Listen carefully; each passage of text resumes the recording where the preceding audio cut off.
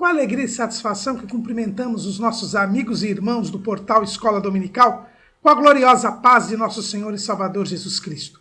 Estamos dando início a mais uma pré-aula, esta ferramenta que o portal Escola Dominical disponibiliza no início da semana para que o irmão possa melhor preparar a sua aula da Escola Bíblica Dominical. Leia a revista das lições bíblicas, assista a esta pré-aula, leia o texto de apoio desta pré-aula, porque nós não repetimos aqui o texto da revista. Não é essa a nossa proposta. A nossa proposta é dar subsídios complementares ao amado irmão. E por isso, este texto que nós estamos aqui mencionando é a base da nossa pré-aula. Este texto está disponibilizado no site do portal Escola Dominical, portalebd.org.br. Lá na classe dos adultos, o irmão encontra o nosso artigo a este respeito. Além do nosso artigo, nós disponibilizamos até 5 textos de apoio desta lição. No site Portal Escola Dominical, o irmão encontra ainda videoaulas e textos de apoio de todas as faixas etárias e também de outros currículos da Escola Bíblica Dominical. Nas nossas redes sociais, no Twitter, no Facebook e no LinkedIn, o irmão encontra dezenas de links de textos de apoio, slides e videoaulas de todas as lições desta lição, de lições de outras faixas etárias e de outros currículos da Escola Bíblica Dominical. Também durante a semana nós disponibilizamos pequenos comentários em áudio das leituras diárias, dos textos sugeridos na revista das lições bíblicas. E os irmãos ali terão um momento devocional e também mais uma oportunidade de coletar dados e informações para a sua aula da Escola Bíblica Dominical. Se tiverem alguma dúvida durante a semana, postem a sua pergunta na sala dos professores do portal Escola Dominical. O cadastramento é necessário e é gratuito, e nós não respondemos perguntas aqui no canal do YouTube. Também, às 19 horas, horário de Brasília, o irmão é convidado a assistir à transmissão ao vivo do estudo preparatório dos amigos e professores da Escola Dominical da Igreja Evangélica Assembleia de Deus, Ministério do Belém, na sede aqui em São Paulo. Se estiver aqui em São Paulo, nas redondezas, o irmão é nosso convidado. A entrada é franqueada a todos os que amam o estudo da Palavra de Deus. Mas tudo isso é apenas a preparação da Escola Bíblica Dominical.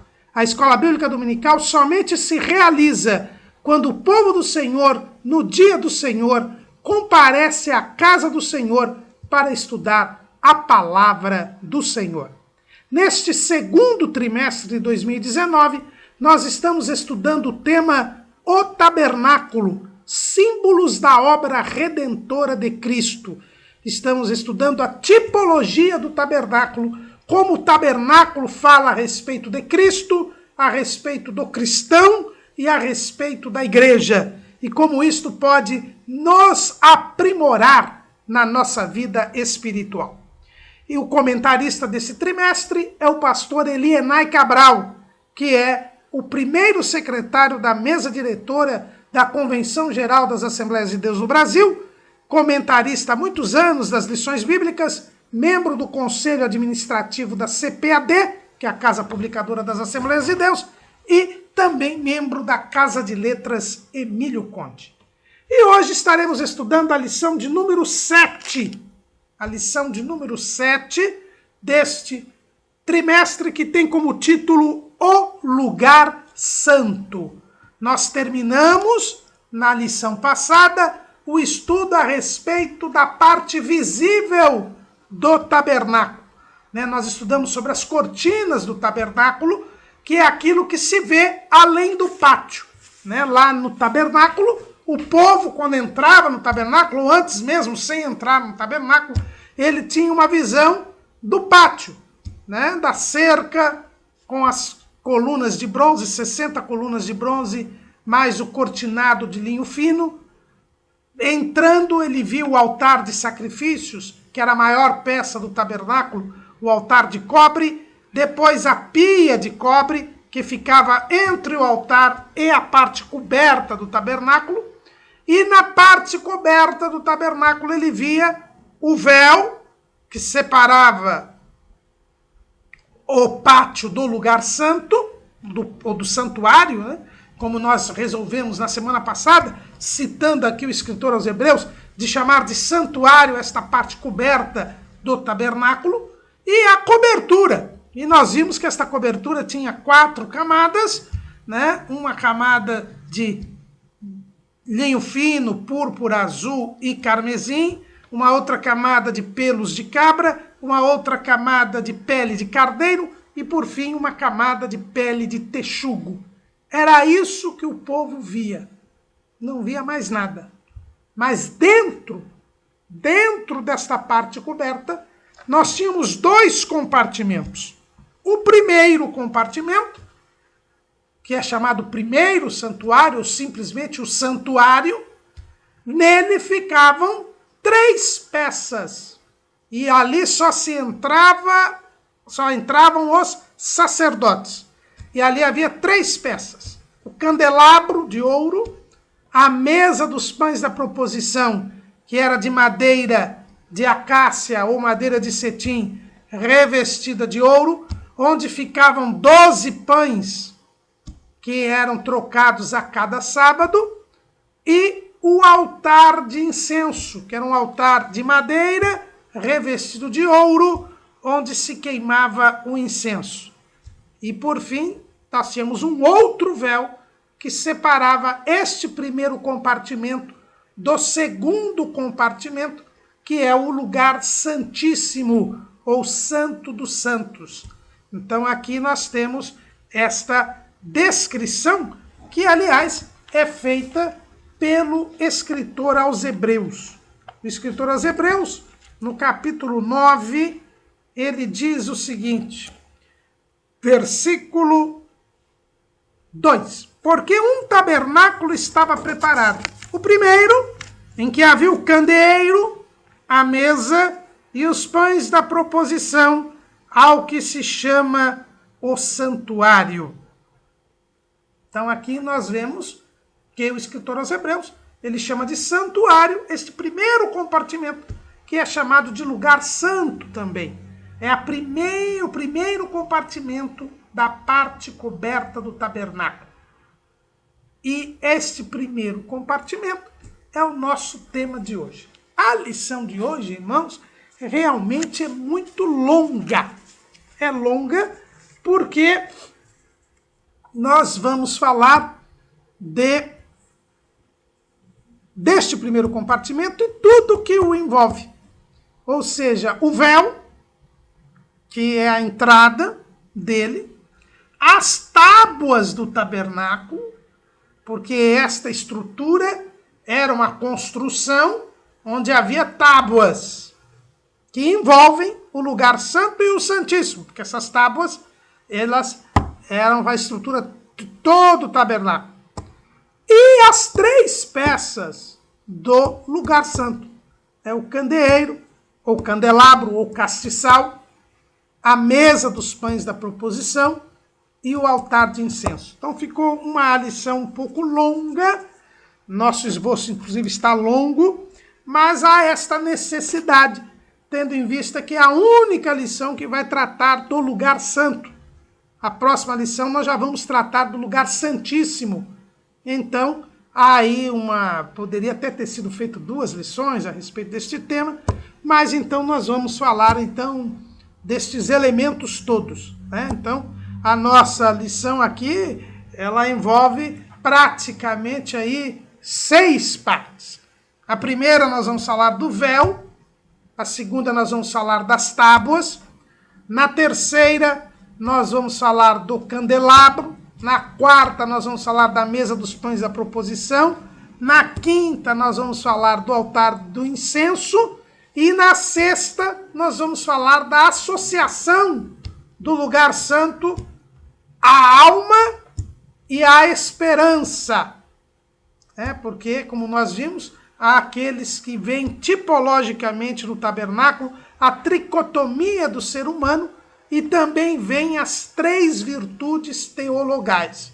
E ainda, mesmo muito de passagem, vamos falar a respeito da associação também do lugar santo à festa das semanas ou festa de Pentecostes, porque são 3 as grandes festas do calendário judaico, e há quem também tipologicamente associa o pátio à festa da Páscoa e dos Pães Asmos, como nós já vimos, ao estudar tanto o altar de sacrifícios quanto a pia de bronze, e há aqueles que veem no lugar santo a festa de Pentecostes e, por fim, no lugar santíssimo, a festa dos tabernáculos. Vamos, então, verificar tudo isso aqui de uma forma resumida, né? O nosso esboço está um pouco mais acalentado, mas não pode também o vídeo ser muito longo. Esses nossos vídeos já são longos e esta lição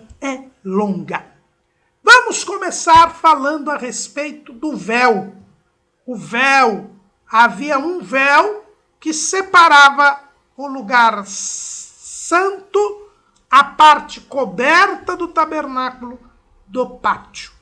Nós vimos na semana passada que na entrada do tabernáculo havia uma coberta, que alguns chamam do primeiro véu, que era de azul, púrpura, carmesim e linho fino torcido e que fala do evangelho. Agora, para adentrar a parte coberta do templo, havia um véu. Este véu impedia que o povo tivesse acesso à visão do que existia lá na parte coberta do tabernáculo. Não havia janelas na parte coberta do tabernáculo. Ele era construído de tábuas, 48 tábuas, que faziam a estrutura do tabernáculo, e estas 48 tábuas não permitiam, portanto, a visão do que havia lá dentro. E este véu, na entrada do santuário, ele impedia a visão do que havia dentro no lugar santo. E este véu só podia ser transposto pelos sacerdotes que depois que haviam se banhado na pia de bronze. Então, quando eles lavavam as mãos e os pés na pia de bronze, eles podiam entrar no lugar santo. Este véu já fala de separação, né? Só os sacerdotes podiam entrar na presença de Deus, no lugar coberto, no lugar que é do santuário, lugar exclusivo de Deus, ali no tabernáculo. Isso já nos fala que só aqueles que foram feitos reis e sacerdotes pela salvação em Jesus Cristo podem entrar na presença de Deus.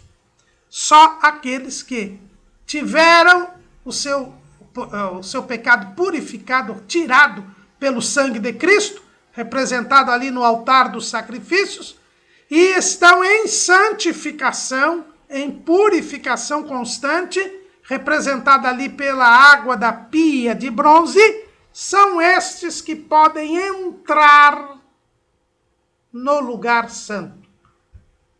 E aí nos faz lembrar o que Jesus disse, que quem nasce da água e do Espírito, este entra no reino de Deus. Não há outra maneira. Também havia uma única entrada no santuário. Era por este véu. Não havia nenhuma outra entrada. As tábuas que faziam as paredes do tabernáculo eram hermeticamente fechadas e não se permitia de forma alguma que se tivesse alguma brecha ou alguma outra forma de entrar no tabernáculo. A única forma de entrar no santuário, na parte coberta do tabernáculo, era por meio deste véu. E como era este véu? Êxodo 26 e 36 diz assim: farás também para a porta da tenda uma coberta de azul e púrpura e carmesim e de linho fino torcido, de obra de bordador. E farás para esta coberta 5 colunas de madeira de cetim e as cobrirás de ouro. Seus colchetes serão de ouro, e far-lhe-ás de fundição 5 bases de cobre. Então, os irmãos percebam que este véu é em tudo semelhante ao da entrada do tabernáculo. Lá na entrada do tabernáculo, nós também tínhamos um véu, uma coberta de azul, púrpura, carmesim e linho fino torcido, que nos fala a respeito do evangelho. O véu que faz a separação do pátio do lugar santo é igual. É igual.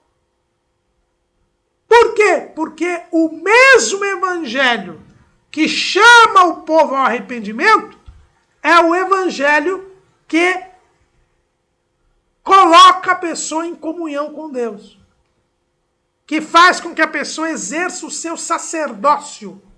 Nosso sacerdócio é exercido conforme o evangelho, conforme a palavra de Deus. A palavra de Deus é que santifica, e é pela santificação que nós podemos ver o Senhor. Sem a santificação, ninguém verá o Senhor. Santifica-os na verdade, a tua palavra é a verdade. A palavra de Deus, que é pregada aos incrédulos e que traz a salvação ao que crê, é a mesma palavra de Deus que deve ser ensinada aos crentes e faz com que os crentes prossigam a sua jornada em relação ao céu. É por isso que a igreja tem 2 pilares. O primeiro é a pregação do evangelho aos incrédulos. O segundo é o ensino da palavra aos crentes. A palavra é necessária para levar a fé salvadora que promove o arrependimento e a remissão dos pecados. Mas a palavra de Deus também é necessária para nos manter no serviço a Deus, no serviço de Deus, na obra de Deus. É por isso que a doutrina cristã é conhecida, e nós vimos isto na lição passada, como o caminho. Jesus disse: se alguém quiser vir após mim, negue-se a si mesmo, tome a sua cruz e siga-me. Seguir a Jesus é fazer o que ele manda. É obedecer a palavra, observar a palavra. E é por isso que este véu é exatamente igual ao da entrada do tabernáculo. Qual é a diferença que existe aqui? São as colunas. Lá na entrada do tabernáculo, eram 4 colunas de madeira de cetim cobertas de ouro e com bases de prata. As 4 colunas falando do evangelho. A base de prata falando da compra, da redenção, do resgate da alma. E as colunas cobertas de ouro, porque elas eram de madeira cobertas de ouro, porque falam de Cristo, da dupla natureza de Cristo. O Deus que se fez homem e que comprou a nossa salvação. E isto é anunciado pelo Evangelho. Isto é o que diz a entrada do tabernáculo. Agora, a entrada do lugar santo já são 5 colunas igualmente cobertas de ouro, com colchetes de ouro, assim como lá, mas agora são 5 e não mais 4 colunas, são 5. As colunas são de madeira cobertas de ouro, colchetes de ouro, e as bases de cobre. Então aqui a diferença é o número de colunas, de 4 passam para 5, e as bases não são de prata, mas de cobre. Por quê? Porque a entrada do lugar santo fala sobre o sacerdócio, sobre o serviço a Deus. E no serviço a Deus, o importante não é o evangelho, a pregação do arrependimento. Não, a pregação do arrependimento é o fundamento. É algo que é o início da vida cristã. Agora, na manutenção da vida espiritual com Deus, eu já não posso mais me basear nos rudimentos da doutrina. É o que diz o escritor aos Hebreus lá no capítulo 6 da Epístola aos Hebreus. Ele diz assim: pelo que deixando os rudimentos da doutrina de Cristo, prossigamos até a perfeição, não lançando de novo o fundamento do arrependimento de obras mortas e de fé em Deus, e da doutrina dos batismos, da imposição das mãos, da ressurreição dos mortos e do juízo eterno. Por isso que as bases não são mais as bases de prata. Aqui nós agora temos as bases de cobre, e não são 4 colunas, são 5. As 5 colunas falam dos 5 dons ministeriais. Nós já vimos que os 5 fala dos dons ministeriais. Apóstolos, profetas, evangelistas, pastores e doutores. Efésios 4 e 11. Que Jesus coloca na igreja para o aperfeiçoamento dos santos. Nós não estamos agora no nascimento da nova criatura, que é o que acontece quando se arrepende dos pecados e o sangue de Jesus nos purifica. Nós nascemos de novo. Mas agora nós estamos falando do aperfeiçoamento dos santos. Você já foi santificado, você já passou pela pia de bronze. Agora você precisa aperfeiçoar, crescer espiritualmente, crescimento espiritual. E para isso, Jesus coloca os 5 dons ministeriais, representados pelas 5 colunas. E as bases agora são de cobre. Por quê? Porque o cobre fala da justiça divina, da satisfação da justiça divina. Jesus já nos comprou e agora nós, remidos pelo seu sangue, podemos trabalhar na sua obra, pagar o preço da salvação. O sacerdócio fala desse resultado, dessa resistência. O cobre fala de resistência. Sujeitai-vos a Deus, resistir ao diabo, e ele fugirá de vós. Fala a respeito da nossa participação nas aflições de Cristo. Paulo fala a respeito disso lá em Filipenses, capítulo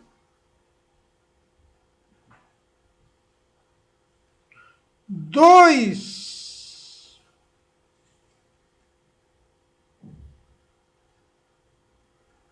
Versículo 20. Segundo a minha intensa expectação e esperança de que em nada serei confundido, antes com toda a confiança, Cristo será, tanto agora como sempre, engrandecido no meu corpo, seja pela vida, seja pela morte.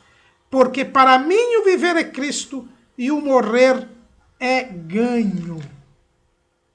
Nós temos aqui a condição de estarmos em luta contra o pecado. E o cobre nos fala a respeito disso. Se lá na entrada do tabernáculo nós temos a compra de Jesus, nós somos comprados por Jesus, aqui nós temos a questão da participação nas aflições. Né? Pedro fala disso também, 1 de Pedro 4 e 13. Mas alegrai-vos no fato de serdes participantes das aflições de Cristo, para que também na revelação da sua glória vos regozijeis e alegreis. Então as bases de cobre falam que nós agora somos participantes das mesmas aflições de Cristo. O cobre fala da satisfação da justiça divina pelo sacrifício de Jesus. E esta participação agora nós temos. Nós somos aperfeiçoados pelos dons ministeriais. Mas assim como Cristo padeceu, nós também haveremos de padecer. Estas bases de cobre destroem toda a ideia da falsa teologia da confissão positiva e da teologia da prosperidade. Então, isso é o que nós tínhamos a falar sobre o véu. Né? O véu que era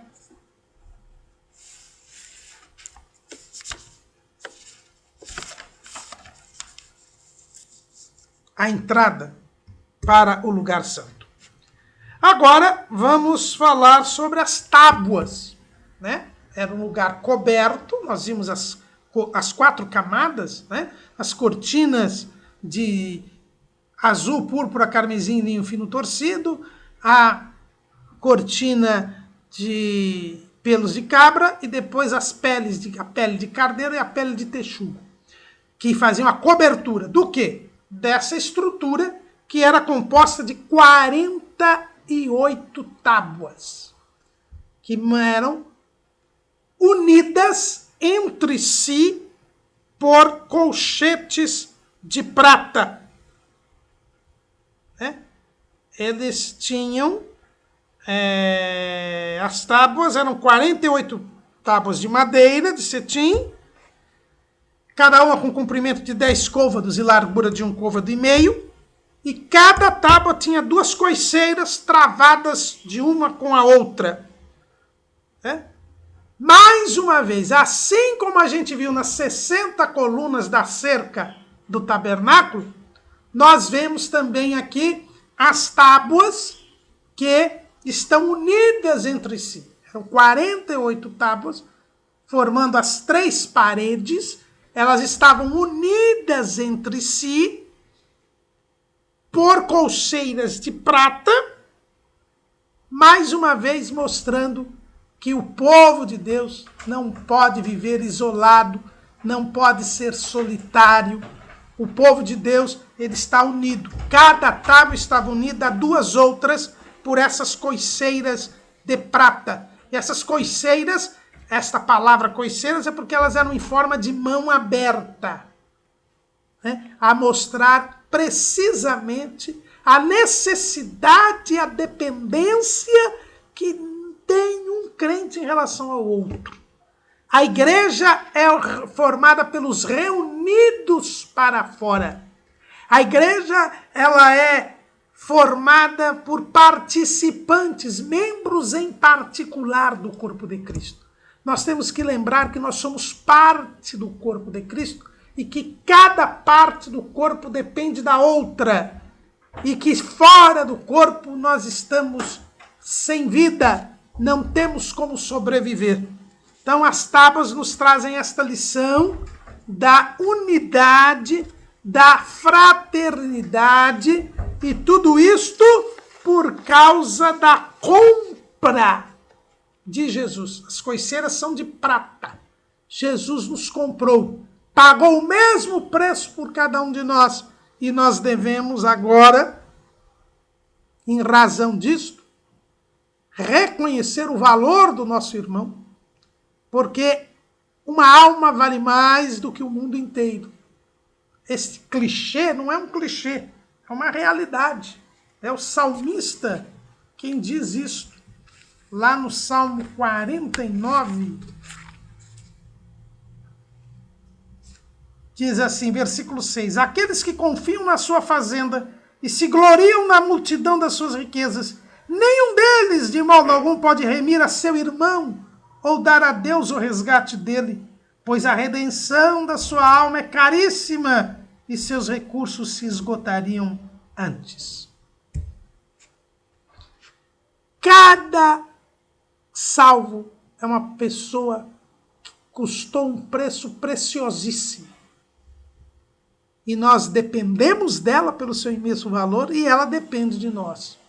É isso que essas coiceiras de prata representam, unindo e travando uma tábua com a outra. É fundamental que nós tenhamos esta noção. O número de tábuas era de 48. 20 do lado sul, 20 do lado norte, 6 do lado oeste e 2 nos cantos do tabernáculo. Isso dá 48. E 48 é múltiplo de 12. É 12 vezes 4. 12 é um número bíblico que representa o povo de Deus. As 12 tribos, os 12 apóstolos. 12 é o número que representa o povo de Deus. E 4 é o número do evangelho. É o povo de Deus que foi reunido pela pregação do evangelho. Judeus e gentios que creram no Evangelho e foram salvos por Jesus, formam a igreja, né? Esta que é a coluna e firmeza da verdade, esta que é o edifício de Deus. É isso que representam aí as tábuas, as 48 tábuas, ligadas umas às outras, dependentes umas das outras. Então falamos aqui a respeito das tábuas, das lições. Aliás, a tábua era de madeira, elas eram de madeira, né? E elas, lá em Êxodo, capítulo 26, versículo 16, diz que as tábuas, elas deveriam ser cobertas de ouro. E isso não fala da dupla natureza de Cristo, né? Elas eram revestidas, eram de madeira, mas revestidas de ouro. Pastor Abraão de Almeida fala que estas tábuas vieram da floresta, eram de madeira, vieram da floresta. Foram cortadas, tombadas, buriladas, preparadas para poder pertencer ao santuário de Deus. Assim nós também fomos retirados do mundo, fomos moldados, e as tábuas eram absolutamente iguais, porque Deus não faz acepção de pessoas, e elas foram unidas pelo preço do sangue de Cristo para sustentar o santuário. Dito a respeito das tábuas, vamos então entrar agora no lugar santo. Adentrando ao véu, o que se encontrava em primeiro lugar era o candelabro. O candelabro ou castiçal de ouro. O candelabro ou castiçal de ouro que nós encontramos lá no livro do Êxodo. Nós encontramos o candelabro lá em Êxodo 25, versículo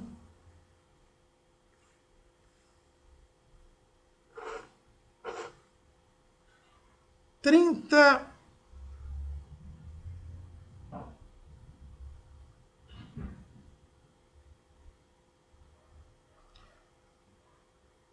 E 1, né?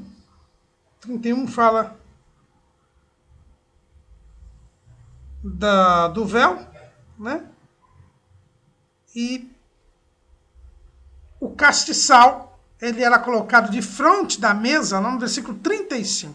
E a mesa porás fora do véu, e o castiçal de frente da mesa, ao lado do tabernáculo para o sul.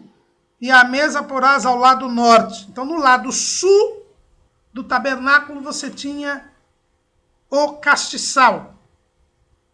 Você tinha este candelabro. Este candelabro, ele era de ouro.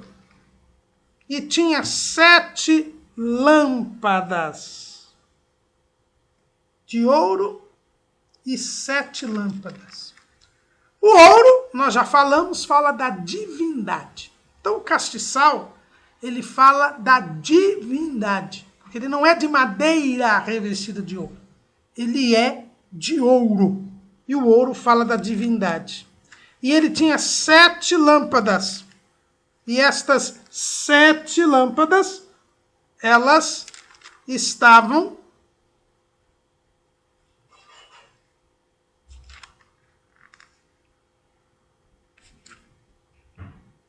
em 6 braços, que tinha uma haste do castiçal, 6 braços e a haste principal. Então dava 7 lâmpadas, 3 braços de um lado, 3 braços do outro. E estes braços e estas, como você lê aqui em Êxodo 25, 31. Também farás um castiçal de ouro puro. De ouro batido se fará este castiçal. O seu pé as suas canas, as suas copas, as suas maçãs e as suas flores serão do mesmo. E dos seus lados sairão 6 canas, 3 canas do castiçal de um lado e 3 canas do outro lado. Numa cana haverá 3 copos a modo de amêndoas, uma maçã e uma flor, e 3 copos a modo de amêndoas na outra cana, uma maçã e uma flor. Assim serão as 6 canas que saem do castiçal. Mas no castiçal mesmo haverá 4 copos a modo de amêndoas, com suas maçãs e com suas flores. Era assim o candelabro. E ele era de ouro porque fala da divindade. E era ele quem iluminava a parte coberta do tabernáculo. Eu já disse que a parte coberta do tabernáculo não tinha janelas. Por não ter janelas, era escura. Mas o candelabro é que mantinha a iluminação do local. E por isso ele tinha que estar permanentemente aceso. E ele era abastecido com azeite, cuja composição era especial, e ele deveria ser mantido aceso diariamente. E também quando no pavio das lâmpadas, que ali havia um pavio, né? Houvesse um borrão, alguma coisa, também havia umas espivitadoras de ouro também, que cortavam o pavio para impedir que o borrão fizesse com que a lâmpada se apagasse. Esse era o trabalho. Todo dia os sacerdotes tinham que ordenar as lâmpadas, verificar se havia borrões, tirar os borrões com as espivitadeiras para evitar que o candelabro se apagasse e que com o apagar do candelabro, ou candeeiro ou castiçal, é a mesma coisa, você ficasse tudo prejudicado porque ficaria tudo escuro e não se poderia oficiar dentro do lugar santo. O candelabro nos fala a respeito de Jesus e do Espírito Santo. Veja bem, por ser ele de ouro, fala da divindade. Então fala de Jesus aqui como a luz do mundo. O Deus que veio ao mundo e se fez homem para iluminar o mundo. É o que nós vemos lá no Evangelho segundo escreveu João, no capítulo 1. No princípio era o Verbo, e o Verbo estava com Deus, e o Verbo era Deus. Ele estava no princípio com Deus. Todas as coisas foram feitas por ele, e sem ele nada do que foi feito se fez. Nele estava a vida, e a vida era a luz dos homens. Então aqui nós vemos claramente o Verbo divino, Jesus Deus, a luz dos homens. O próprio Jesus disse, eu sou a luz do mundo. É ele quem nos ilumina e nos permite ver a realidade celestial. E nos permite ver a dimensão eterna. É Jesus. Olhando para Jesus, o autor e consumador da nossa fé. Ele é a luz. Então o candeeiro mostra Jesus como a luz do mundo. Jesus que nos ilumina.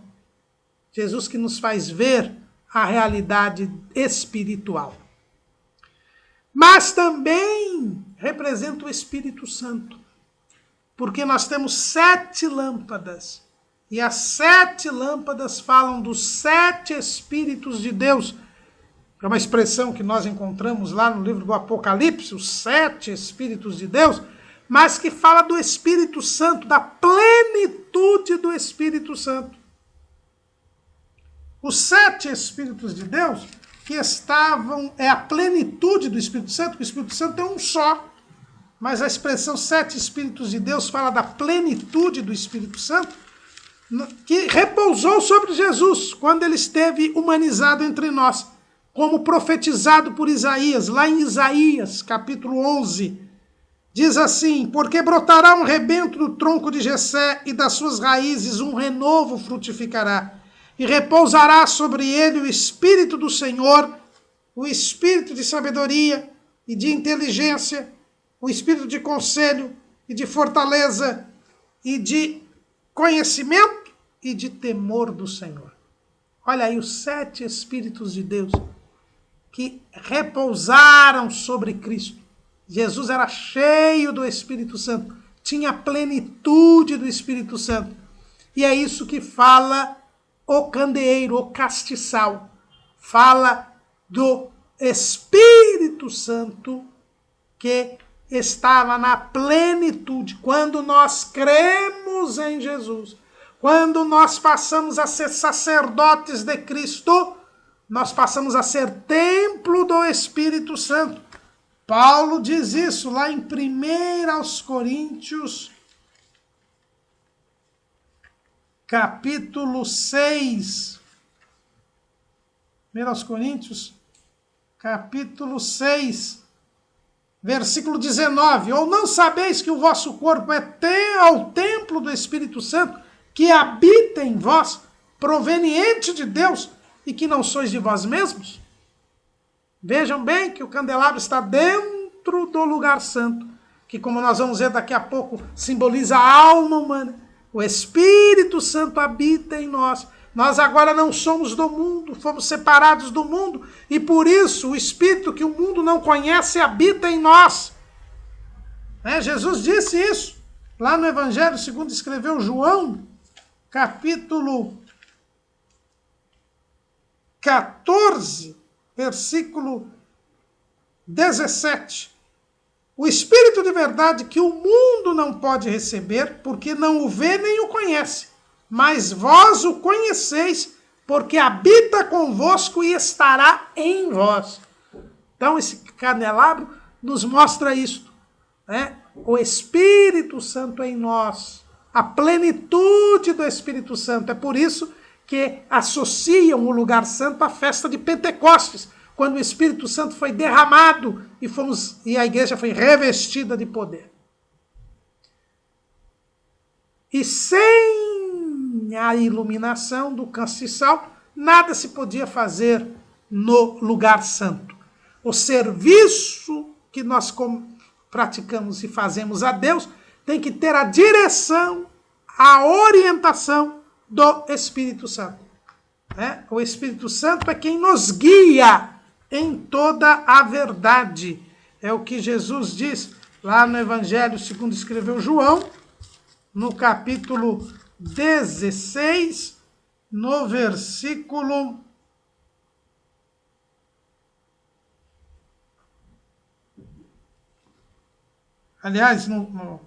no capítulo 14, versículo 26. João 14, 26. Mas aquele Consolador, o Espírito Santo, que o Pai enviará em meu nome, esse vos ensinará todas as coisas e vos fará lembrar de tudo quanto vos tenho dito. E também é dito lá no João 16 e 13, mas quando vier aquele Espírito de verdade, ele vos guiará em toda a verdade, porque não falará de si mesmo, mas dirá tudo o que tiver ouvido e vos anunciará o que há de vir. Então, este castiçal representa Jesus como a luz do mundo, mas também as 7 lâmpadas representam a plenitude do Espírito Santo, o Espírito Santo que nos guia, o Espírito Santo que nos ensina, o Espírito Santo que nos orienta e nos santifica e permite que nós cheguemos até o céu. Este é o castiçal. Falamos do véu, das tábuas, do castiçal. Falemos agora da mesa dos pães da proposição. A mesa dos pães da proposição ficava no lado norte. No lado sul ficava o candelabro. No lado norte ficava a mesa dos pães da proposição, que é também chamada proposição. Essa palavra quer dizer presença. Eram os pães da presença de Deus. Tinha 1 metro de comprimento esta mesa, por 50 centímetros de largura e 75 centímetros de altura. Era uma mesa de madeira de cetim que era revestida de ouro. Fala aqui da dupla natureza de Cristo. Esta mesa fala da dupla natureza de Cristo, representa Cristo, que é Deus presente entre nós, Deus conosco. Ele seria chamado de Emanuel, que é Deus conosco. É o que está escrito lá em Mateus, capítulo 1, versículo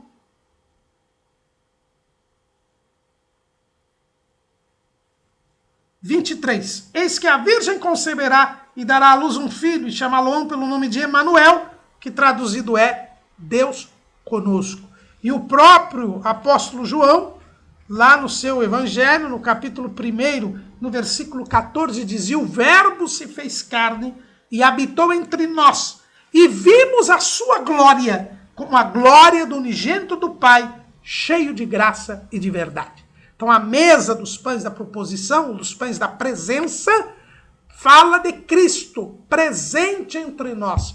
Cristo que está presente ainda hoje, não fisicamente, mas o próprio Jesus disse que quando estiverem 2 ou 3 reunidos em seu nome, ele ali estaria no meio deles. Então, quando nós estamos reunidos em nome de Jesus, fazendo a obra de Cristo, exercendo o nosso mundo sacerdotal, que é isso que representa o lugar santo, o serviço a Deus, Jesus está presente em nosso meio. E é o que o próprio evangelista Marcos diz no último versículo do seu evangelho, Marcos 16 e 20. E eles, os discípulos, tendo partido, pregaram por todas as partes, cooperando com eles o Senhor e confirmando a palavra com os sinais que se seguiram. Amém. Jesus cooperava, ou seja, trabalhava com eles, estava presente, os acompanhava. Aliás, ele prometeu: e eu estarei convosco todos os dias, até a consumação dos séculos, lá em Mateus 28 e 20. Então, a mesa dos pães da presença fala da presença de Jesus enquanto nós estamos trabalhando para Ele, na obra de Deus. Reunidos no seu nome, Ele estará aí no nosso meio. Pregando a palavra, Ele estará confirmando a palavra com os sinais que se seguem. Ele está conosco sempre. É isso que representa a mesa dos pães da proposição. Mas sobre a mesa ficavam 12 pães. Mais uma vez, o número 12 fala do povo de Deus. Ali os 12 pães representando as 12 tribos de Israel. Estes pães, eles deveriam ser feitos a partir da tomada da flor de farinha, cada bolo com 2 dízimas, que seriam postos em 2 fileiras, 6 em cada fileira, sobre a mesa pura. É o que nós vemos lá em Levítico 24, 5 a 6. Estes pães representam o povo de Deus que ficavam diante do candelabro. Veja que o candelabro estava diante, um no lado norte, outro no lado sul. Diante de Cristo e do Espírito Santo está o povo de Deus, na companhia de Jesus e do próprio Espírito. Os pães ficavam expostos. A semana toda ficavam ali em cima da mesa. Nós estamos diante de Deus o tempo todo. O tempo todo nós estamos diante de Deus. Iluminados pelo Senhor, devemos fazer a obra de Deus. E por isso devemos temer a Deus, sabendo que somos expostos. Nada se esconde de Deus. Aqueles pães estavam expostos diante do castiçal. Isso nos faz lembrar a visão que João teve lá na ilha de Patmos. Apocalipse, capítulo 1, versículo 16. E ele, Jesus, tinha na sua destra 7 estrelas, e da sua boca saía uma aguda espada de 2 fios, e o rosto era como o sol, quando na sua força resplandece. E quando o vi, caí a seus pés como morto. E ele pôs sobre mim a sua destra, dizendo: não temas, eu sou o primeiro e o último. E o que vive fui morto, mas eis que estou vivo para todo sempre. Amém. E tenho as chaves da morte e do inferno. Escreve as coisas que tem visto, e as que são, e as que depois destas hão de acontecer. O mistério das 7 estrelas que viste na minha destra e dos 7 castiçais de ouro. As 7 estrelas são os anjos das 7 igrejas, e os 7 castiçais que viste são as 7 igrejas.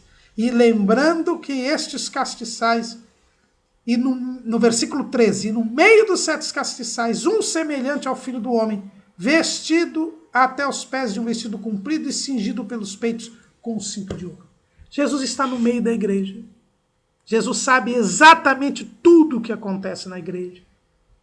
Por isso, da cada carta da igreja da Ásia Menor, ele dizia: eu sei as tuas obras. Nós estamos expostos diante de Deus. E estes pães não tinham fermento. Estes pães eram puros, sem pecado. E eles estavam no lugar santo. Só o povo de Deus é que está no lugar santo. O povo de Deus está diante do Espírito Santo, na companhia de Jesus, no lugar santo, separado dos outros. E estes pães eram trocados a cada sábado e comidos pelos sacerdotes no lugar santo. Eram pães, não eram pequenininhos, eram grandes, e eles deviam ser comidos no lugar santo. Isto fala a respeito da alimentação. As mesas dos pães das proposições mostra Jesus como o pão da vida. Ele mesmo disse: eu sou o pão da vida. Nós temos que nos alimentar de Cristo. Alimentar de Cristo é alimentar da sua palavra, nem só de pão viverá o homem, mas de toda palavra que procede da boca de Deus. Alimentar-se de Cristo é comer a sua carne e beber o seu sangue.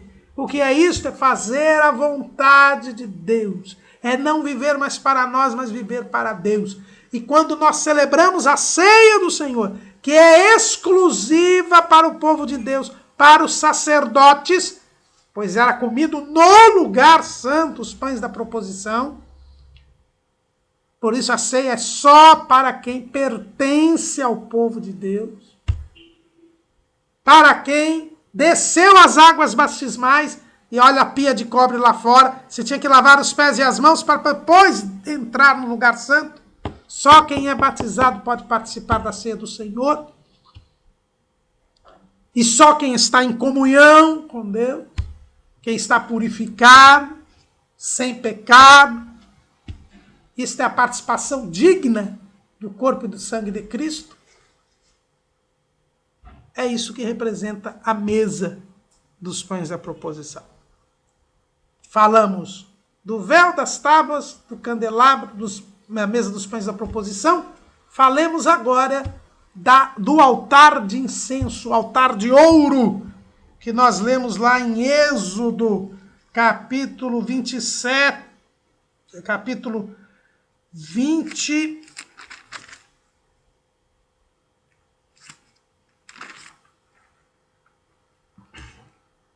e 7, versículo 1, farás... Não, esse aqui, o 27, 1 é o altar de sacrifícios. Né? Não confundir, e eu já estava confundindo, confundir o altar de sacrifícios com o altar de incenso. Né? O altar de sacrifícios e o altar de incenso são diferentes. O altar de sacrifício fica lá no pátio, é de cobre. Esse altar aqui é de ouro. O altar de ouro, ele está em Êxodo capítulo 30.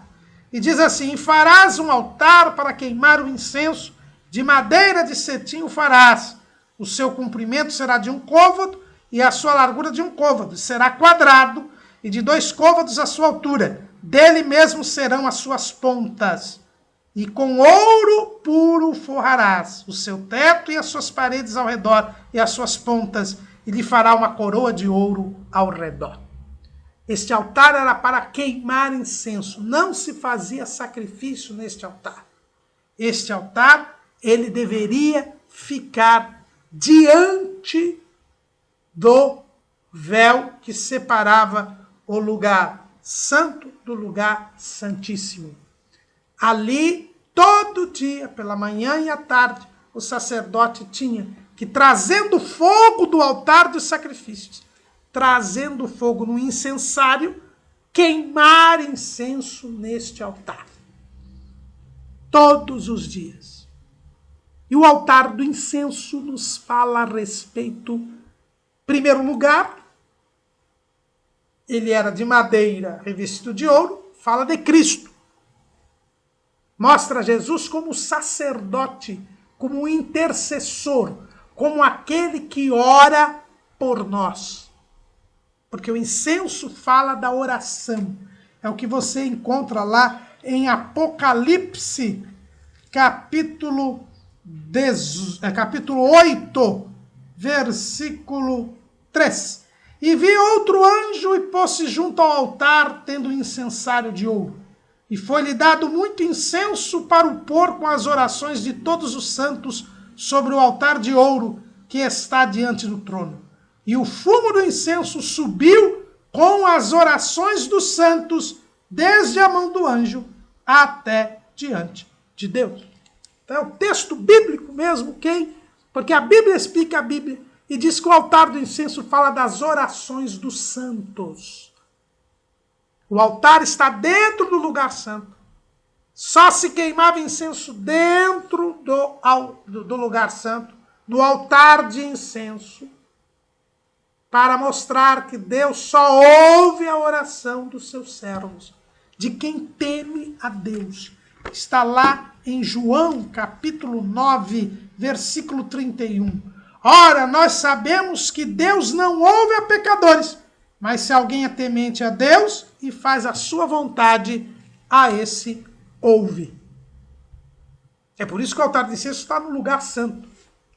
Deus só ouve uma oração de pecador, quando ele pede perdão pelos seus pecados, quando ele confessa e pede perdão pelos seus pecados. Porque a Bíblia diz que quem confessa e deixa, alcança misericórdia. Né? O que encobre as suas transgressões nunca prosperará, mas o que confessa e deixa alcança misericórdia. Isso Salomão disse lá no livro de Provérbios. E nós devemos entender isso, que lá em Provérbios 28 e 13, né? Alcança misericórdia, porque Deus ouve. Mas tirando esta oração, Deus não ouve a oração de pecador. Ele ouve a oração de quem teme a Deus. De quem teme a Deus. E olha que interessante, o altar de incenso está entre o lugar santo e o lugar santíssimo. Ele está no lugar santo e existe o véu e lá dentro o lugar santíssimo. O incenso que era queimado, ele sempre passava pelo véu e ia para o lugar santíssimo. E no dia da expiação, e nós vamos ver isso melhor na próxima aula, o sumo sacerdote colocava um incensário lá dentro, a mão lá dentro do lugar santíssimo, para lá do véu, para que o lugar santíssimo ficasse cheio de uma nuvem de incenso. As nossas orações entram na presença de Deus. Quando você ora, irmãos, você já entra na presença de Deus. Tem muita gente querendo ir para o céu. Não quer morrer, mas quer ir para o céu. Mas todo dia nós entramos no céu. As nossas orações entram no céu. São levadas pelo Espírito Santo, que ora conosco. E lá, quem ora por nós é Jesus. Jesus é o nosso exemplo de oração. Porque Jesus, ele ao sair da sua glória, ele orou. Está lá em Hebreus 10. Pelo que deixando, Hebreus 10 e 5. Pelo que entrando no mundo diz, sacrifício e oferta não quiseste, mas corpo me preparaste. Holocaustos e oblações pelo pecado não te agradaram. Então disse, eis aqui venho, no princípio do livro está escrito de mim, para fazer, ó Deus, a tua vontade. Jesus, ao deixar a glória, ele já ora. Antes mesmo de se fazer carne no ventre de Maria, ele já ora. Durante toda a sua vida ele orou. Nós vemos Jesus em vários momentos de oração. Antes de ser batizado, ele orou. Orou e jejuou lá no deserto, quando foi tentado pelo diabo. Orou para escolher os seus discípulos. Orou antes de ressuscitar Lázaro. Orou quando os discípulos estavam indo no mar da Galileia. Ele orou para depois ir andando sobre o mar para encontrar-se com eles. Jesus orou na hora que morreu.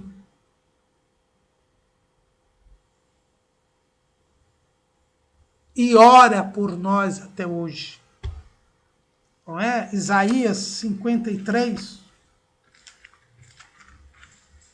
diz assim, versículo 12, pelo que lhe darei a parte de muitos, e com os poderosos repartirá ele o despojo, porquanto derramou a sua alma na morte, e foi contado com os transgressores. Mas ele levou sobre si o pecado de muitos, e pelos transgressores intercede. E ainda lá em Romanos, capítulo 8, versículo 27. E aquele que examina os corações sabe qual é a intenção do Espírito, e é ele que, segundo Deus, intercede pelos santos. Jesus intercede por nós. O Espírito Santo ora conosco e Jesus intercede por nós, junto ao trono da graça. E é isso que representa o altar do incenso, as orações dos santos que vão até a presença de Deus, que sobem até a presença de Deus. Por isso nós podemos ter confiança. O escritor aos Hebreus, ele diz, no capítulo 4, no versículo 16, cheguemos, pois, com confiança ao trono da graça, para que possamos alcançar misericórdia e achar graça, a fim de sermos ajudados em tempo oportuno. Aumente a sua fé, meu irmão, porque o altar do incenso nos mostra que Deus ouve a nossa oração.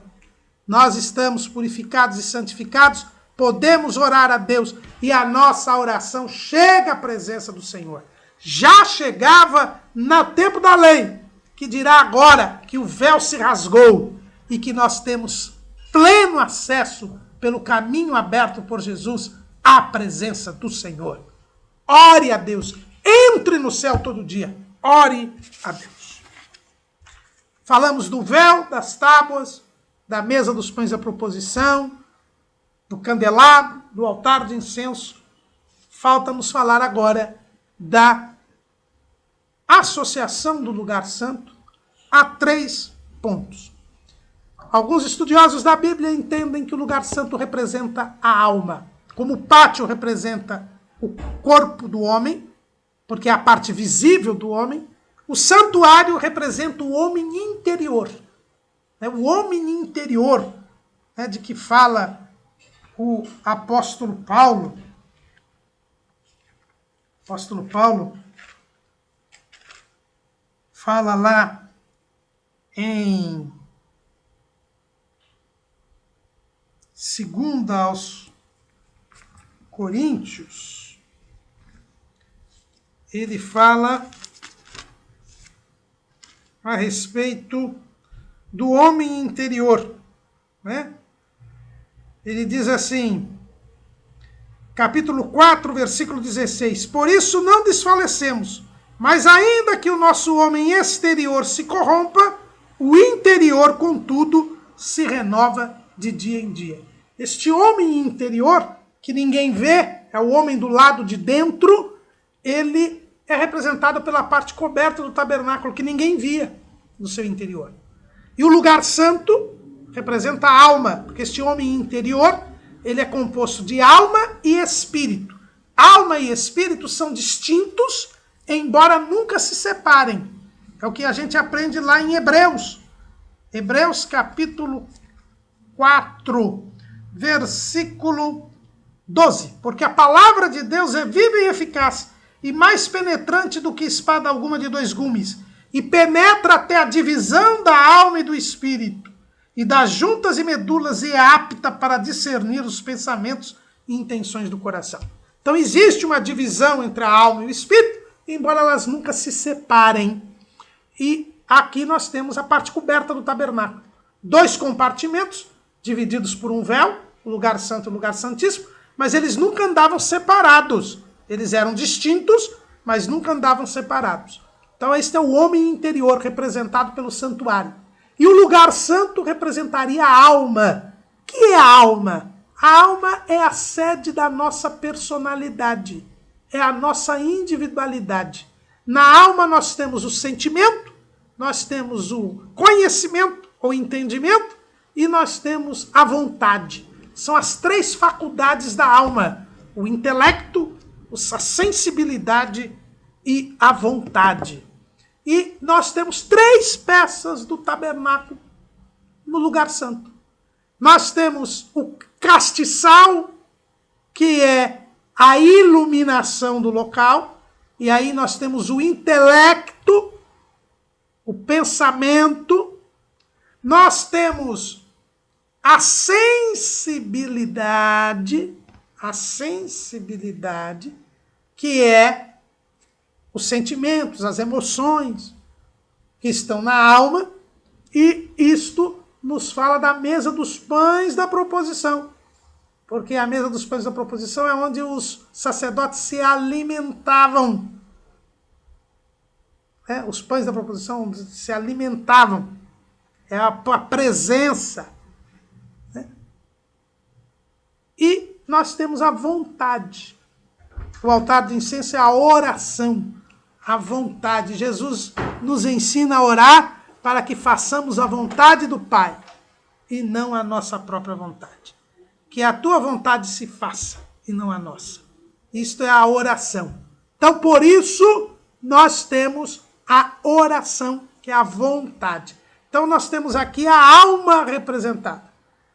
E a alma tem que estar debaixo da direção e orientação do Espírito Santo. Nós temos, então, a alma representada aqui no lugar santo. Também nós temos a associação do lugar santo à segunda virtude teologal. Os irmãos lembram, quando nós estudamos aqui a respeito do pátio, que nós falamos daqueles hábitos, daquelas disposições de vontade que são infundidas pelo Espírito Santo no salvo. A primeira é a fé, pelo qual entramos na graça. E a fé é simbolizada no pátio. Agora nós temos a segunda virtude, que é a esperança, que vem depois da fé. Olha o que diz o apóstolo Paulo lá em Romanos, capítulo 5. Sendo, pois, justificados pela fé, temos paz com Deus por nosso Senhor Jesus Cristo, pelo qual também temos entrada pela fé a esta graça, na qual estamos firmes e nos gloriamos na esperança da glória de Deus. E não somente isto, mas também nos gloriamos nas tribulações, sabendo que a tribulação produz a paciência a experiência, e a experiência a esperança. E a esperança não traz confusão. Então a esperança é resultado do desenvolvimento da fé. Quando nós entramos na graça, nós passamos por tribulações. Aí a tribulação nos ensina a ser pacientes. Aí depois a paciência nos dá experiência, e a experiência gera esperança. E quando nós cremos em Cristo, nós passamos agora a esperar a vinda de nosso Senhor e Salvador Jesus Cristo. É o que diz Paulo escrevendo a Tito, capítulo 3, capítulo 2, versículo 11. Porque a graça de Deus se ha manifestado, trazendo salvação a todos os homens, ensinando-nos que, renunciando à impiedade e às concupiscências mundanas, vivamos neste presente século sóbria, justa e piamente, aguardando a bem-aventurada esperança e o aparecimento da glória do grande Deus e nosso Senhor Jesus Cristo. nós passamos a viver sóbria, justa e piamente. O viver no presente século com Cristo passa a ser um viver sóbrio. Eu me equilibro, eu me domino. Candelabro, a iluminação do Espírito. Segundo, eu me vivo justamente. Eu vivo em paz com o próximo. Se eu vivo em paz com o próximo, é porque eu estou vivendo no povo de Deus, a mesa dos pães da proposição. Sei viver com o outro. E vivo piamente. Ou seja, eu tenho um bom relacionamento com Deus. Eu sou guiado por Deus. O altar do incenso, a oração, que é a minha comunicação, meu diálogo com Deus. Então, este viver santo, sóbrio, justo e pio está retratado no lugar santo que me dá a esperança. E a esperança é a âncora da alma. É o que o escritor aos Hebreus, ele diz lá em Hebreus, capítulo 6. Ele diz que, Hebreus capítulo 6, vamos conferir aqui, nós temos o símbolo, inclusive, da esperança é a âncora. Porque a âncora, ela segura o navio, não deixa que o navio perca o rumo, ou deixa que as águas o desviem do rumo. A esperança não nos permite sair do rumo nosso, que é o céu. É lá em Hebreus 6:19, a esperança proposta, a qual temos como âncora da alma segura e firme e que penetra até o interior do véu. É a esperança, a virtude do lugar santo. Porque esperamos em Cristo, nos purificamos a nós mesmos para aguardar o dia do arrebatamento da igreja.